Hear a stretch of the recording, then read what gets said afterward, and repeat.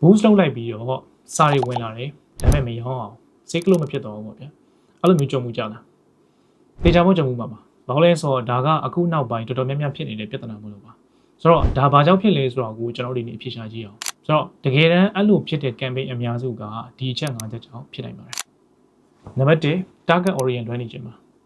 ကြော်ညာ post ကို booster လုပ်လိုက်တယ် reach လည်းအများကြီးရောက်သွားတယ်ဆိုတာကကျွန်တော်တို့ရဲ့ပစ္စည်းကိုတကယ်ဝယ်နိုင်ခြင်းမရှိတဲ့သူတွေစီကိုကြော်ညာတော့ပြပြနေခြင်းပဲအဲ့တော့ကိုယ့်ရဲ့ post ကို reaction တွေ comment တွေ share တွေဒါအများကြီးရောက်သွားတယ်ဒါပေမဲ့ကိုယ့်ရဲ့ chat box ကိုလာပြီး order မတင်ဘူးအဲ့ဒါဘာလို့လဲဆိုတော့ကျွန်တော်တို့ target orient ထိထိမိမိမချိန်ထားလို့ပါနံပါတ်2က content quality customer ရဲ့ pain point ကိုထိထိမိမိဖြစ်အောင်မလုပ်ဘဲနဲ့ product ရဲ့ကောင်းကြောင်းကြီးကိုပဲထိုင်ကြော်ညာနေတဲ့ content မျိုးပါ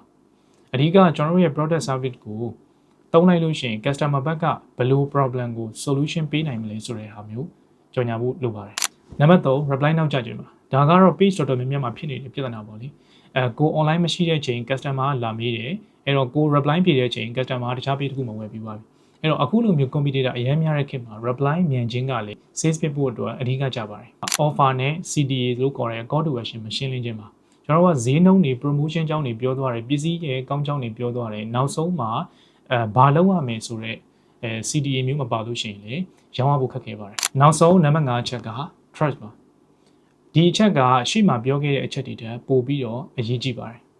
ပစ္စည်းတစ်ခုကိုဝယ်မဝယ်ဆိုတာလေဒီချက်ကဆုံးဖြတ်ပေးသွားနိုင်တယ်ဘာကြောင့်လဲဆိုတော့ကျွန်တော်တို့ကကြော်ညာတစ်ခုကိုမြင်ပြီဆိုလို့ရှိရင်အရင်ဆုံး IP က follow ဘယ်လောက်ရှိလဲ review တွေဘယ်လောက်ရှိလဲ feedback တွေဘယ်လောက်ရတာလဲဆိုတော့ကျွန်တော်အရင်ဆုံးဝင်ကြည့်ပြီးတော့မှကျွန်တော်အရင်ဆုံးဝင်ကြည့်ပြီးတော့မှဝယ်ကြတာများပါတယ်ခုနောက်ပိုင်းက review တွေအများကြီးစကားပြောပါတယ်ဒါကြောင့်မို့ကျွန်တော်တို့က customer တွေဝယ်သွားဖို့ဆိုတာကကို page ကလည်းfollow အသင့်တင်ရှိထားဖို့အရေးကြီးပါတယ်ဝယ်သူတယောက်အနေနဲ့စဉ်းစားမယ်ဆိုလို့ရှိရင်လည်းဒီပစ္စည်းဒီ quality ဒီဈေးနဲ့တော့ပဲဒါပေမဲ့ကို page က follow နည်းနေလို့တခြား follow များတဲ့ page ကစိတ်ချရတယ်ထင်ပြီးဝယ်သွားတာမျိုးအဲ့ဒါတကယ်ရှိရနော်ဒါကြောင့်မို့ကျွန်တော်တို့ကလေအမြဲတမ်း page ရဲ့ဒီ page ရဲ့ follow ကိုတက်နေအောင်လို့ကျွန်တော် page promote campaign အမြဲတမ်း run ပေးဖို့လိုတယ်